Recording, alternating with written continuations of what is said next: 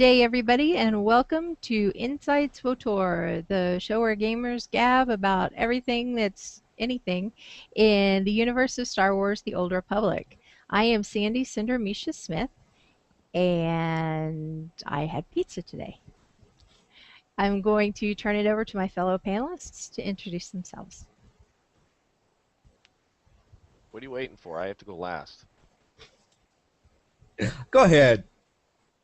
Fine. Me, Bob, you watch. And that's it. Yeah. Yes, that is it. Would you like me to come up with something wittier? No, that's fine. Thank you. Okay. I am also Fraser, and yes, you could tell I had a haircut. It's a strange thing. I got attacked by in a Palka herder, but he did such a good job that I decided to pay him for it. You only got one cut? Yeah. It looks like more than one.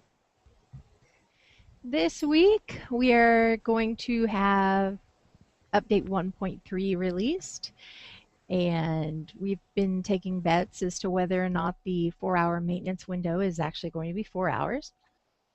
And so in anticipation of 1.3 coming out, our first topic is, what have you been doing while waiting for 1.3? Anticipating. I've also been doing dailies and trying not to level too many alts too quickly. Why? I know it's probably gonna. Well, because I still haven't bought anything from the legacy tree. I'm gonna need to spend my money on something, anything. So it probably won't be the spaceship one. So Yeah. I really only do on one character, and he's already 50. Yeah, I've been leveling some on my own, but mostly I've been doing dailies. I stopped doing them daily, but I just picked it up like a couple of weeks ago because I wanted to make some extra money for when 1.3 comes out, so I can spend on Legacy and put some money in the guild bank. And we finally got our guild bank back together, so I'm happy about that. That was in anticipation before 1.3. Other than that, I've been waiting, and yeah. I have been working and not really playing. We miss you. Sorry. See, now you're Um, having withdrawals, you're having allergy attacks from not Right. playing, Right? your health goes down the drain, and I have a tendency to talk over you. You've been getting too much sun. That's what it is. The sun is you're allergic to the sun. I was in the sun today. I totally blame the sun. So I've been working and not playing as much as pretty much at all, unfortunately. And unfortunately, I don't see that changing a whole lot in the near future. But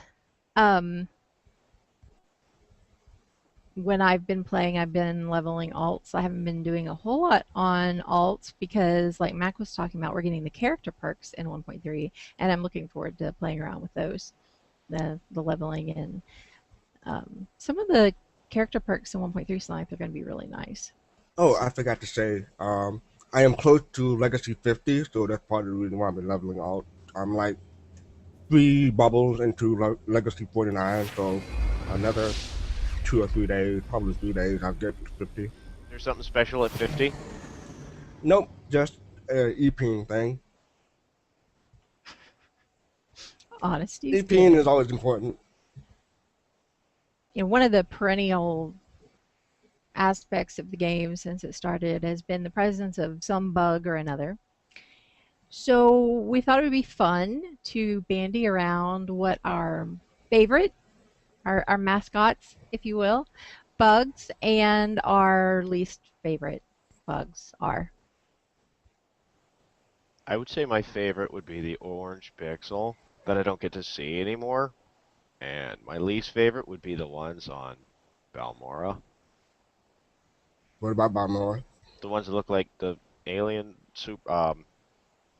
Starship Troopers, whatever the hell they were called. Okay. My favorite is when mobs are dying standing up. I don't know, that just tickles me every time. You see a white pillar or blue pillar sticking up from them when they're dead. And someone told me that that's something common in other games, but this is the first time I've seen it. Like I played Final Fantasy 11 for 3 years, mobs always fell down when they died. Um, as far as least favorite, I have like a ton. Um, you have to mention the sound bug when you talk about bugs. It's getting better, but when playing in operations like de novo or explosive conflict, it's really noticeable the longer you play in that area. Also, it's not really annoying, but it makes things interesting. Is the Trinity Vault. Uh, when I'm waiting in that area, sometimes not too often, but like one every 10 times maybe. It's like tilted at a 30-degree angle. You could just show a screenshot coming up. I'm guessing, but yeah, it's not really too noticeable because I'm zoomed in, so it doesn't make me motion sick or anything. Except for the last room when fight SWTOR, you have to pull out to see the lightning balls, and it's really noticeable in that area. I don't really have a favorite bug. I'm not a big fan of bugs. And as far as my least favorite, I don't really like any bugs. Colorcoid, I'm I'm a I'm an equal opportunity bug hater. disapprover. Yeah, yeah, there you go. Anti-bugger. So maybe a boring answer, but Oh, we what's your like least favorite, honesty, man? so I don't like any of them. So every They, store, they you don't have a favorite or least favorite. they all go into the least favorite category. All bugs are the same to you. Bugs is bugs. So we were going to move on to our next topic. We had kind of a versus topic Oh, last I week, and that forgot. was good. Sorry, I don't mean to interrupt. I forgot one thing. We're also doing dailies on Black Hole. There's a bug when I'm using Master Strike. I use Master Strike quite often because I put skill points in it. If you're on Black Hole and you're not in a heroic area, the third strike won't connect. I don't know why. And it happens in some areas on Balmora, and it doesn't seem to happen on Ilum so much, but it does happen consistently on Black Hole. And it's really annoying because you're not getting the damage that you must be supposed to be getting. Sorry, go ahead. You totally meant to interrupt. If that was on purpose, No. you may not be happy about it, but it was intentional. Anyway, so we had kind of a versus topic last week, which was interesting. And so that was kind of a nice format, and we decided it might be fun to start incorporating something like that. So our versus topic for this week is hardcore atmosphere in guilds and gaming versus a more casual social atmosphere. Go! What do you want to know? I've done both. Which one you like, which one you don't like?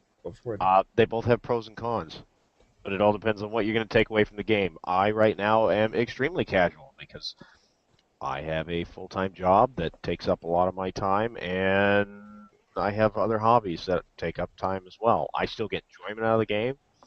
It just takes me longer to get the things that I would really like versus the hardcore mentality I had about 2 years ago playing one of the other games where I spent a little bit of time unemployed and spent probably somewhere around 70 to 80 hours in game every week.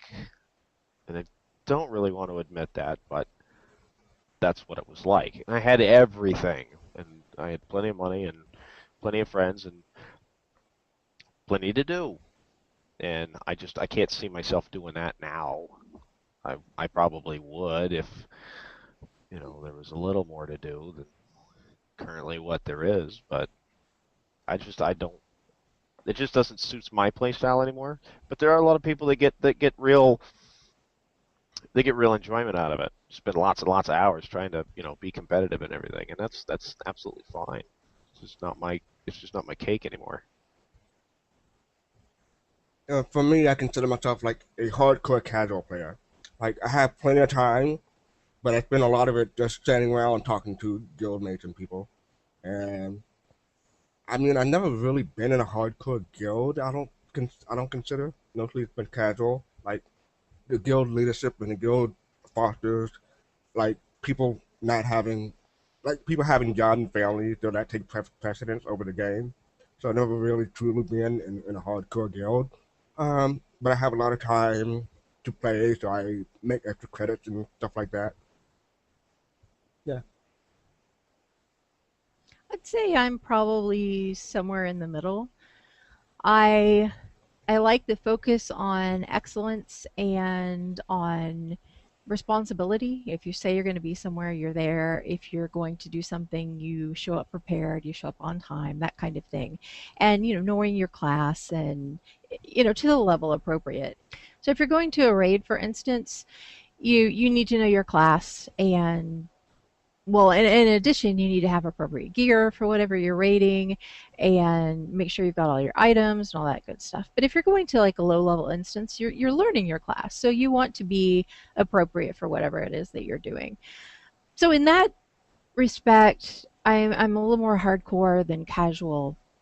The hardcore guilds go beyond that though, and there's like a certain number of hours that you're supposed to be present and you're supposed to be there for whenever something is scheduled, and obviously each guild is a little bit different, but there are hardcore guilds where if you signed up to raid, you're supposed to wait outside the instance on the tune ready to go in case somebody who is actually in the raid goes offline, and then you're supposed to just be ready to step in. And no, sorry, I'm not doing that.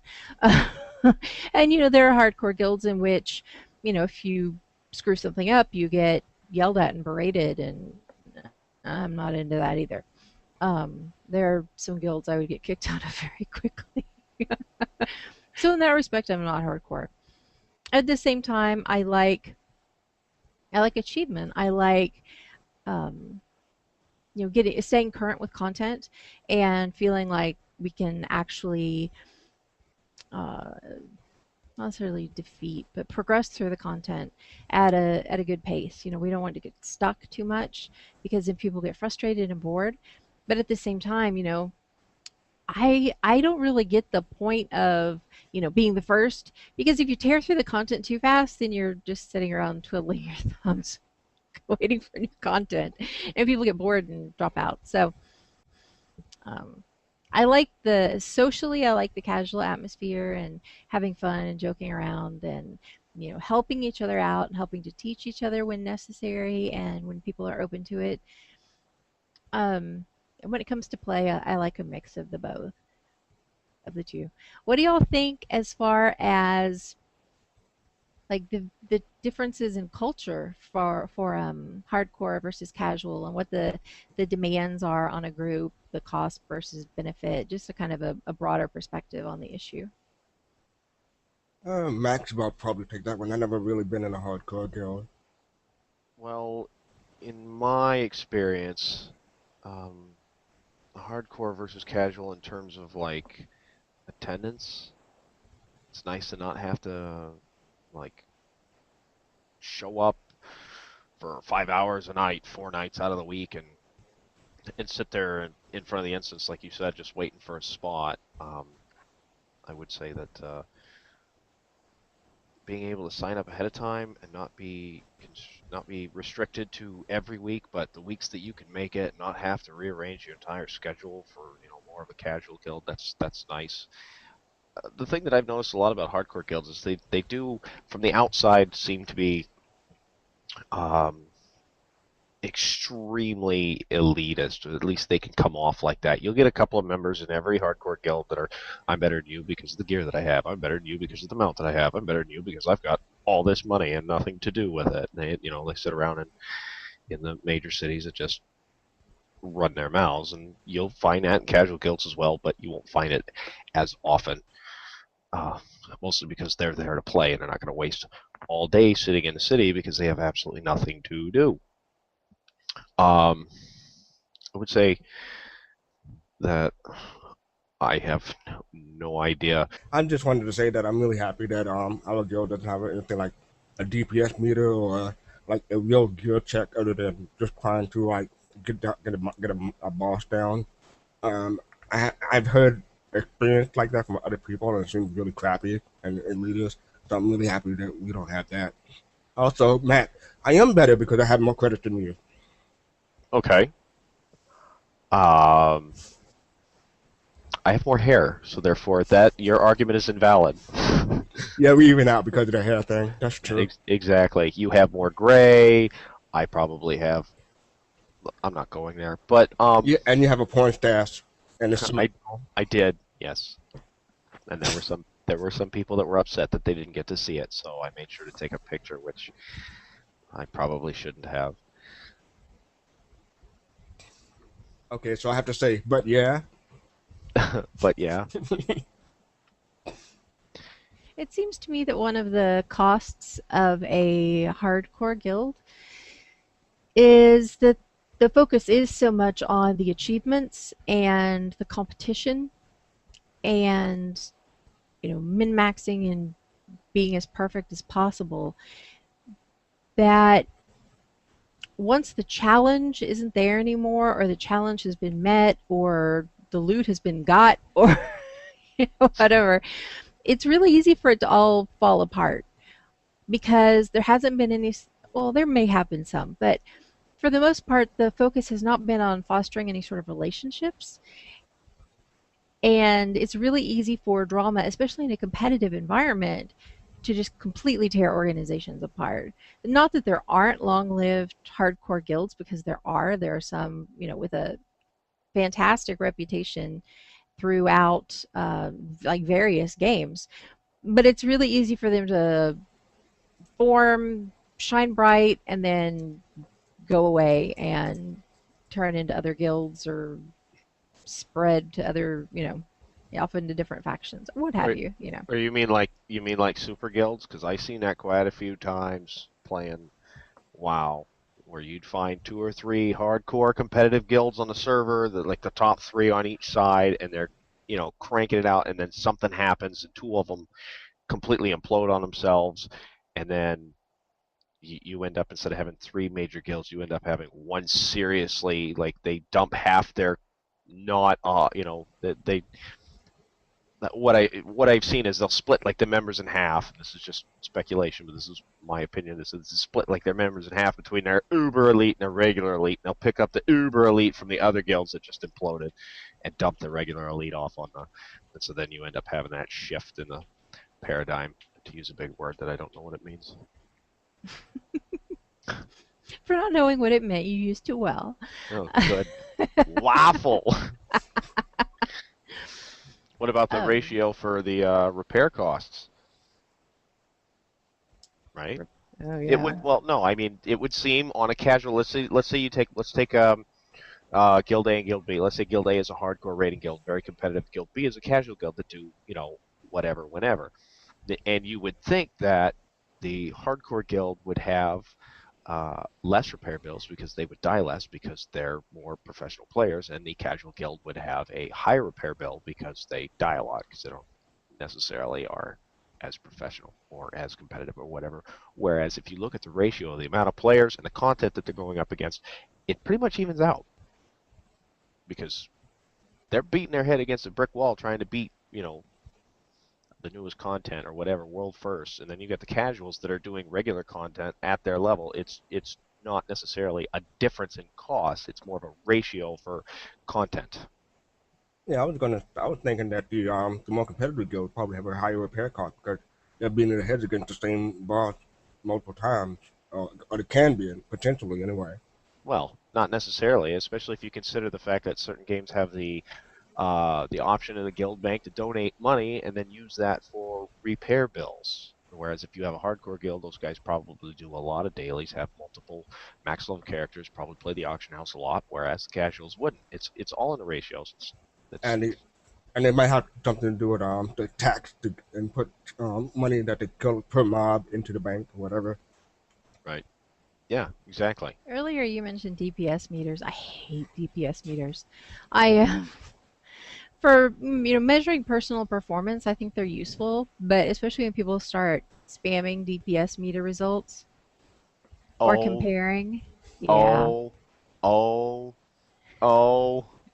Nope. The, one of the games played before, we were in the original very first raid instance, and there was a boss. It was just such a pain in the butt to try to kill. Like literally, this Guild Alliance have been working on him for like a month or possibly more, and so we were getting so close, and but we kept getting wiped because one guy was so focused on maximizing his DPS that he would go in first, and there were like multiple mobs, and they'd just go everywhere and You had Leroy destroy Jenkins in terrain. the guild? Yes, only he went by a different name. He was the original Leroy Jenkins. And there's, yeah, I could go on, but I won't.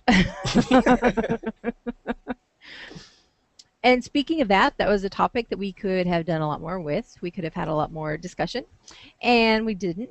Just like the one last week. So we may come back to some of these versus topics, and we may not. You never know. Um, you were again going back to that previous game. Yeah, talking about the amount of time you spent. Nobody is ever getting my slash played time out of me for that ever. Anyway, moving on to, it's actually Fastcart's pressing question of the week. And do you want to ask the question? Sure, I'll take it. My question is, I wonder whether or not the release of Secret World has anything to do with the upcoming game update 1.3 release date. It's this coming Tuesday. I believe Secret World is coming out the week after that. So yeah, No. Yes, maybe, possibly. Could we get any vaguer than that? I'm gonna go. Um, well, we know how like the other game, other game company, is notorious for bringing out patches and updates on the same day or close to the date of the release of another game for competition and stuff like that. So I'm wondering if Bioware is following in the same footsteps.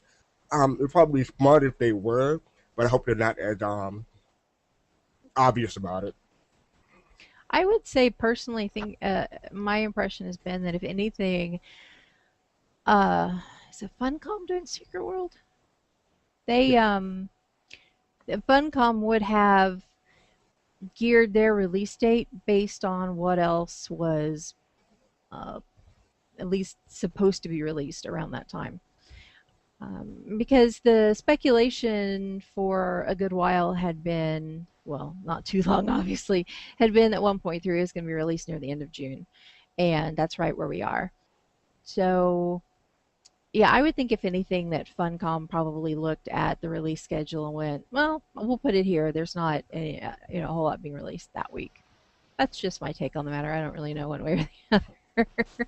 Yeah, I have to eat some crow on that one because I said 1.3 come out in early July, but because of July 4th. But I really based it because 1.3 test server just came out this month, so I'm wondering if they rushed it a little bit because it's really short compared to 1.2 testing. well, they, as far as I can remember, they yanked ranked war zones because it wasn't quite ready. So technically, it was more along the lines of polishing, and it wasn't a release of something that was completely untested. I'm gonna say, yeah, possibly it might have something to do with Secret World. I'm gonna say it's probably got a lot to do with the holiday. Yeah, that's a good excuse, a good reason. That's just me personally. That seems very reasonable, also. So, yeah. I mean, Wait, Bioware being reasonable? That can't be hey, possible. hey, you know what? You could just as simply go, is BioWare releasing 1.3 because of the holiday? Signs point to get a job. That's the magic 8 ball I need. Yeah, yeah. I'd be throwing those like bolos at people. Does anybody have any closing comments, questions, anything before we wrap up for the week? You want me to take my comment before or after Fastcart's comment? Go ahead. Okay, here we go. So this week, I decided to rewatch a movie that I haven't seen in quite a while, and I do enjoy it every time I watch it. So all week long, every time somebody would start to annoy me at work, they got a quick snippet of that movie, which was "Shut the F up, Donnie." And am I the only one around here that cares about the rules? Which was kind of ironic at the time, but now it's more fitting. But I do actually have a friend named Donnie, and I do actually tell him that constantly. And it works out just fine because he's he hasn't seen the movie, and he's like, "What is your problem?" I'm like, I don't bowl on a Sabbath. Google it. Okay, Go right I ahead. have to because I have Google it. completely lost. It's a white people movie. You're not gonna watch it. Yeah, I'm not gonna make another mistake like I did on David Bowie and what's his face. Right, you're gonna David now Bowie. you can't remember the other one. Mick Jagger. Oh, thank you. That's it. Mick Jagger. Mick Jagger. And the funny thing is, that movie that you were referencing, it came out on cable the next day, and I didn't watch it. I still like, oh, that's the movie you were talking about the other. Which one? The 71, the 77 one, or the 70s one. Are you talking about Free Jack? No, the other one. The one that Labyrinth. No, that's my movie. I know that one. We listed off movies last week. No. We'll have to list off something else this week. You want a different topic? I can give you a different topic. Let's talk about the impact of geek culture on stereotypes on TV with Big Bang Theory. You want me to? I'll just link the friggin'. You know what? I'm not even. No. Oh, we could talk about geek culture, women in geek culture versus women in pop culture. You really want to go there? What stance would you like me to take this week? Because I don't think I'm going to play a feminazi lesbian very well. I kind of want to see you do that. Yeah, I think that would be entertaining. Go for it. And on that note, we have two announcements. The first is that we will not be releasing a show next week. We will be skipping the week, and that will become our standard schedule. We will now be releasing our shows bi-weekly. And You does mean that go in? bi-monthly? Whatever every other week is. Bi-monthly? That thing. I don't Okay. know. Isn't bi-weekly like twice a week? I've never gotten that straight because it seems like some of them are twice in whatever period you're discussing. And anyway, so every other week, we'll just go with the simple, plain English. So we will not see you next week. We'll see you the week after. Thank you for joining us. If you have a pressing question of the week or a real question or would like to make a comment, anything like that, please email me at Sandy with an IE at fragworld.org. Thanks everybody. Have a great 2 weeks.